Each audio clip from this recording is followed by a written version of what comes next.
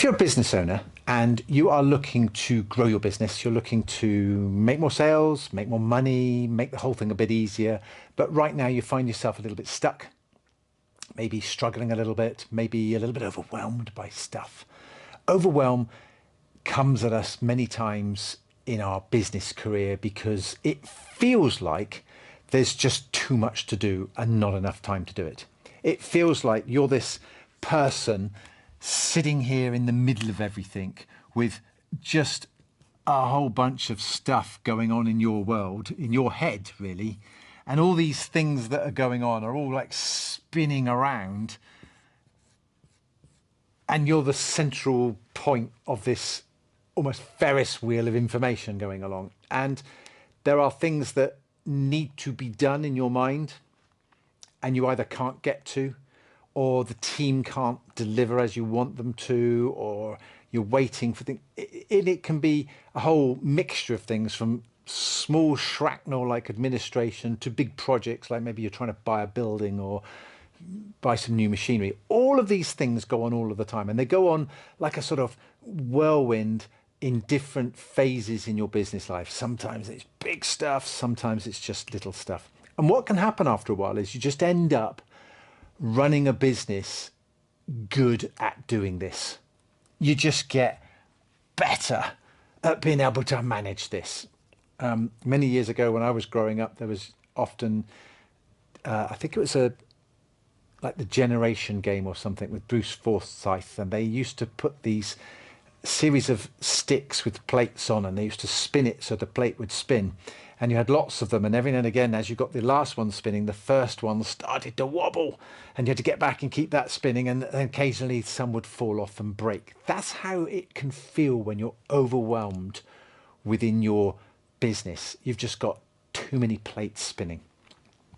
And I've been obsessing about this recently in my own business for my own development. And I've recently been having some conversation with some new clients who are setting things up with their business and expanding their business. And in doing so, you see this quite often where things change, because it's like, well, we were quite good at doing the old way because we got ourselves into a routine. There was a habit. But now we started to change things and improve things. Oh, it's all over the place. Oh, let's just go back to the old way. And this is why sometimes businesses don't grow, is they get to a certain level and they form solid habits about how they get business, how they do their sales, how they do their marketing, how they look after their clients. And so many businesses sort of plateau for a little while because they just get good at doing what they're doing. But of course, inflation overtakes that, so that eventually what was good 5 years ago isn't quite so good today. And so we need to improve things, which requires change. And we don't like change because it's breaking another habit and changing things. So how do we overcome this? Well, the way I think about this is that imagine that these boxes on this board here are different parts of your business. So you could have your sales, you could have your marketing, you could have your accounting department, you could have your production, you could have some admin, you could have HR because you've got a bunch of people over here, you could have IT. There's a whole mixture of different things that go on in your world. If you were to take all the elements of your business and create these little boxes, you would then find within each little box, you've got a series of other little boxes of subsections of each thing that you do. Okay, that's how business is. But then over on the other side of here, you've actually got a bunch of people. And I don't know how many people you employ. Maybe it's only one. Maybe it's 10. Maybe it's 20. But these people also have their own mind to do things. And you kind of want these people to work with these things so that you get a nice harmonious business.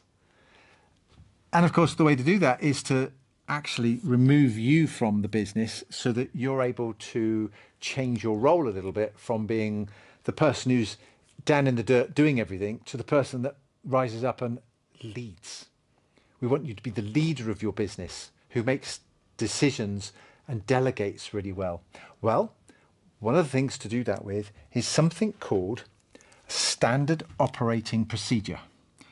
SOP, Standard operating procedure. What does that simply mean? Well, it's a list of instructions. It's a document with some instructions. If you have this person over here, they should have a job description as to what you expect from them and a document that says, this is the things we want you to do so that you can tick it off. It's just standard operating procedures. Now, the best businesses have this sort of process. If you took a business like a fast food restaurant, like a McDonald's or something like that, the reason that they operate the same pretty much around the world is because there's a standard operating procedure. This is how we cook the burgers. This is how we deal with the customers. This is how we order. I mean, there's stuff going on, not just at the front end that you see when you're the customer, but all the stuff that's going on in the back end. There's a whole pile of things. And the problem for small business owners to have these standard operating procedures is that somebody's got to write them. So let's create a new box for you, right? Let's put this lot in a brand new box for you to think about your standard operating procedures. Document everything. And of course, when you start documenting everything, you realize as you dig into it that actually you don't have a standard. You have a procedure that starts with the word, it depends. So if this happens, we do that. If that happens, we do this. And therefore, things are a bit disjointed. And some of that will be driven because as a business owner, as an entrepreneur, you're always looking for opportunities. You're always looking for the next sale. So therefore, you don't want to pigeonhole yourself into a box that is restricted.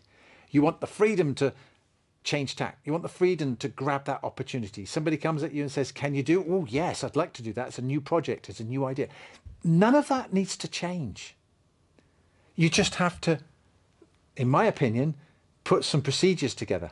Because if you put some procedures together in some documents, the people around you who are trying to help you, whether they be directly employed by you, whether they be advisors, coaches, mentors, accountants, bookkeepers, whether they be part-time admin people come in, or your spouse who comes in to help you, you can give them this document. Now, the problem with these documents is they can end up very wordy and therefore nobody reads them. So, how do we fix this? Well, you now have AI tools. Doesn't matter what AI tool you like to use, whatever is your favorite AI tool that you use. For me, it's on my phone. It's on my phone. It's in my pocket here. It's on my phone. I use the one on my phone. And the reason I use the one on my phone is because I can talk to it. So I call up my AI and I talk to it and I go, hey, I want to create a standard operating procedure document for this role or for this process or for this thing, whichever box I'm picking on. Help me write it. I go, yeah. Ask me some questions so that you understand what it is. And then when you finish, write me a document. And I have a conversation with it and I produce this document. And as we put this together and as we get the AI to write it for us, the creative thinking that comes from me as a business owner to be able to talk to it means that I cover all aspects and therefore I can cover the depends. Well, this happens and that happens, but sometimes this and it depends if this happens. Great. It writes it all out for you and says, right, you need 2 documents. When the main thing happens, this is what you do. But when the word depend comes up, these are your options. Because within that will still be some standard operating procedures that you do. Now, of course, you can hand this over to the team. So we have a small team that work for us. We're about to take on a new member of staff. That's why I'm focusing on this, because the new member of staff is coming on to do a brand new job, a new role we've created. And in creating that new role, I'm going, yeah, I know the sort of person I want. Do I? What am I going to get them to do when they're here? What are my expectations? How does that fit in with the job offer? How does that fit in with the advert for the job? How does it fit in with the person I'm looking for?